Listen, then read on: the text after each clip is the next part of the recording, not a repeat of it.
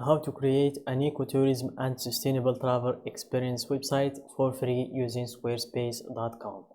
Hey guys, welcome to this new video. In today's video I'm going to show you how you can create your own website for free using this platform. So let's get started by clicking on the get started button. And as you can see here, we have a wide range of templates that we can choose from to help us build our own website with these. So we can filter those templates by the type or topic. If we are building an online store or a portfolio or a blog, or if our website is about art and design or photography or professional services or traveling as we have here. So let's go with travel to see what are the templates that we have. So here we have a lot of templates about traveling, and we have also this blank template, which is an empty template that you can choose if you want to build your own website from scratch. So let's see what's the template that we are going to use for this video. So I'm going to go with this one. Click on preview photo, which is the name of the template. Wait for it to upload. You can check it from here, or you can also check from this view demo site to see the website in full width. So I think I'm going to use this one.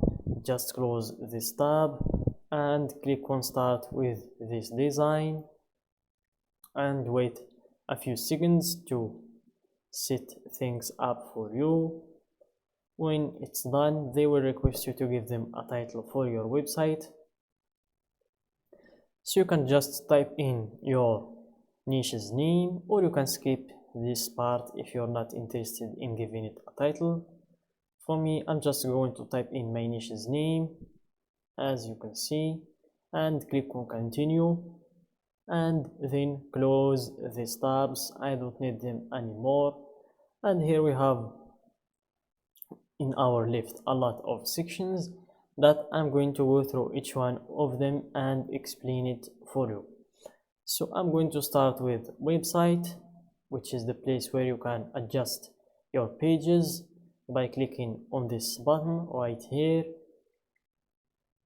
You can just wait for it to load and you will be able to adjust this page, as you can see, or just click on this arrow and you will be able to adjust it. As you can see, you can change the name of the page, the navigation title, and all of that.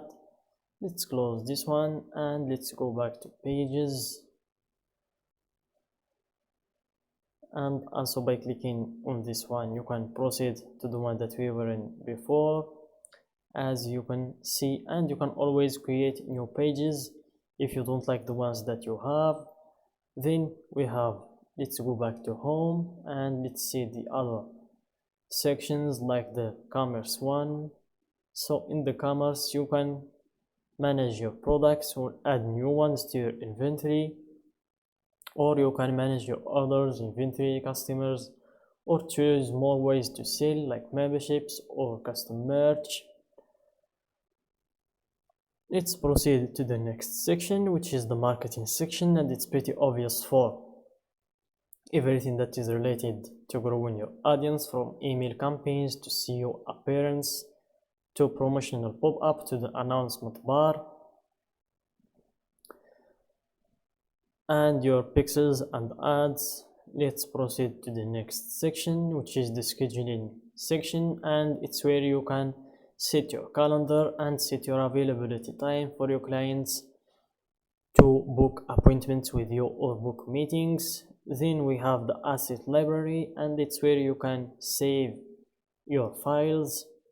You can just upload your images or pictures that you want to use in designing your website, or you can even create folders. Give the folder a name and then click on create and save those images inside that folder if you want. Let's click on cancel and let's go back to home and let's proceed to the next section, which is the analytics. and it's where you have your data. You can see your traffic sources, your sales, your geography, your revenue, units sold, orders, conversion rate, EOV, RPV, and in the last 30 days, or in the last year, or in the month to date, last week.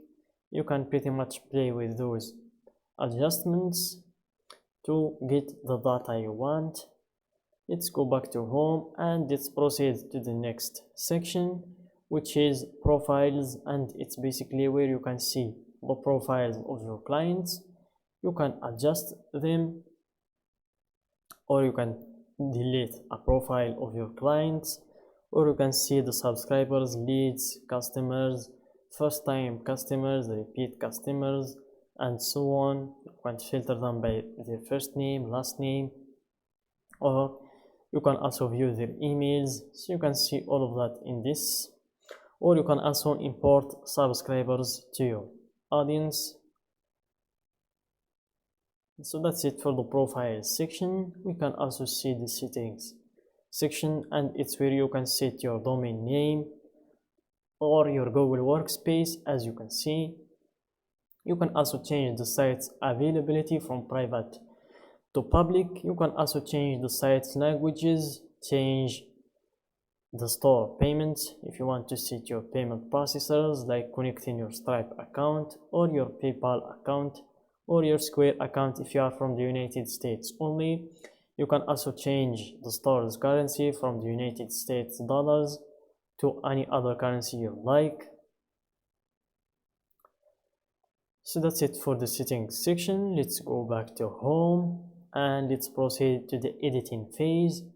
By clicking on the edit button, this page will expand to give us more control for adjusting our template. Here we have the edit sites header button. By clicking on it, you will be able to upload your logo, or to change the site's title or the element style, and change the fixed position of your header if you want it to be fixed or not. And then by scrolling down to the bottom, you will be able to change also the footer. You can edit it and change everything in it, from text to colors, and you can also change everything in between the footer and header, from these sections to blocks to images. You can either delete a section if you don't like it, or change the pictures, this headlines or texts, edit the section or delete it. So that's it for today's video, guys. I hope you find it useful. Don't forget to like the video, subscribe to our channel, and share the video with your friends.